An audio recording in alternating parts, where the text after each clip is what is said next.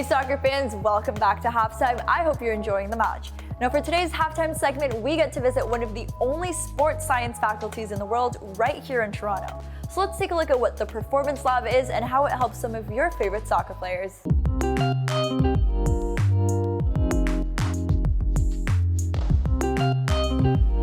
Hello.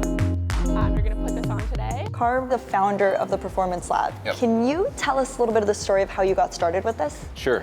Started off as a chiropractor back in LA, and then after I graduated, I kind of was always looking for the next answer in terms of like to be able to quantify sport. So it kind of led me down this path of sports science and trying to like really kind of get into the technology behind sport.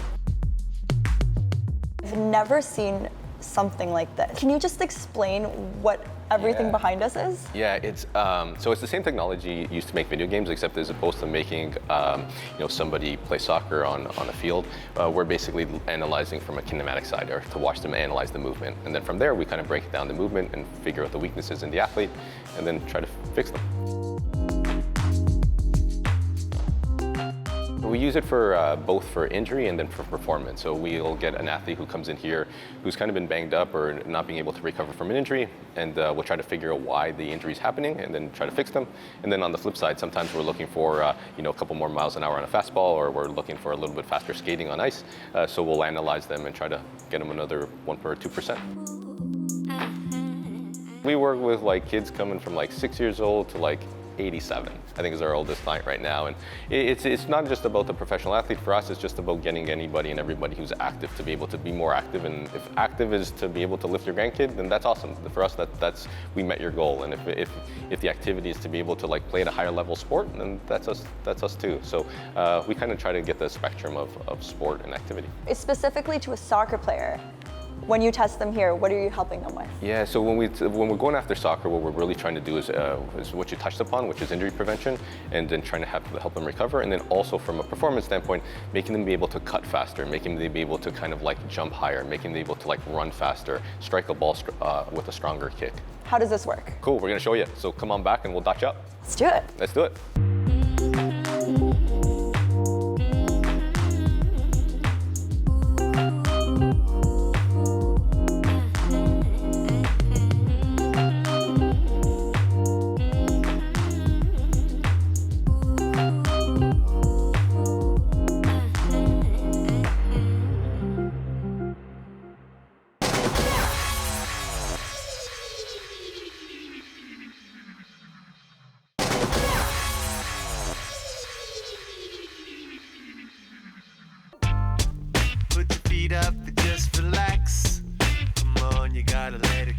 All right, guys, so the moment of truth has come.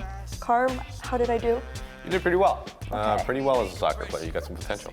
So let's show you what you look like. We're on 3D. We kind of created an avatar of you, and then from there we started to look at the individual metrics of how you kick a ball, and then also some of the other things we had to do: dribble, lunge, or squat, and then just kind of like play around with the ball. And then what we started to notice is that your two-legged movements were actually quite good. So anything you did on two legs was actually quite good. Where we started to see a little bit of hiccups is when we started to get into single-leg movements, or when we started to like when you plant that foot to kick the ball, or when you start to kind of cut, we start to notice a little bit of issues that we'd wanted to like kind of focus in on. Okay. We start to look at it, and we kind of see, that kind of looks like really like that, and then we kind of see the metrics start to kind of change patterns a little bit. That's a massive difference. The same thing happens when you're going sideways. So this is really important from a soccer perspective in terms of cutting. So we want to be able to have massive ability to kind of cut and move side to side. So we noticed that that's a little bit of an issue for you. That's crazy that you guys were able to do that, because I do actually have an issue with my right hip. Yeah, it's crazy to see what the tech can pick up. It's actually, my right hip is so much worse. Yeah. Now I'm curious, let's say you have a professional soccer player who has an ACL tear or a massive injury. Yep. How would that go about with this whole sports science system? We kind of use it in the same way. So the same system that you kind of went through is the same way we did. We actually just had an ACL yesterday come in, and we examined it the same way, and then our protocol is just a lot more intense just because we have the capabilities of being able to analyze better. So as opposed to just relying on our eyes and orthopedic exams to say, hey, look, you're better, you're able to kind of return to play, it doesn't always work like that. You can even see like with your data how sensitive some of the studies were and how like we picked up things that you couldn't see, especially with a high-level athlete, then what we're doing is we're analyzing them at such a steady basis that we're able to push them a lot harder because our data, we can actually see when they're getting better, when they're getting tired, everything. So we can tell all that, so we can push them a little bit harder, and the results are a lot better. Awesome. And let's say there's someone at home who has an injury or who wants to be an athlete, who has a kid at home. How can they find you? Yeah, online is we're www.myperformancelab.com. And just give us a shout, and we're here, and we would help anybody from like a little kid to like an 85-year-old woman or man. Yeah. Amazing. Well, thank you so much, Carlo. Yeah, great. Thanks. Woo. Right on. Thanks for watching, guys. I hope you enjoyed the second half of the match, and don't forget to go to tln.ca to catch the entire Serie schedule.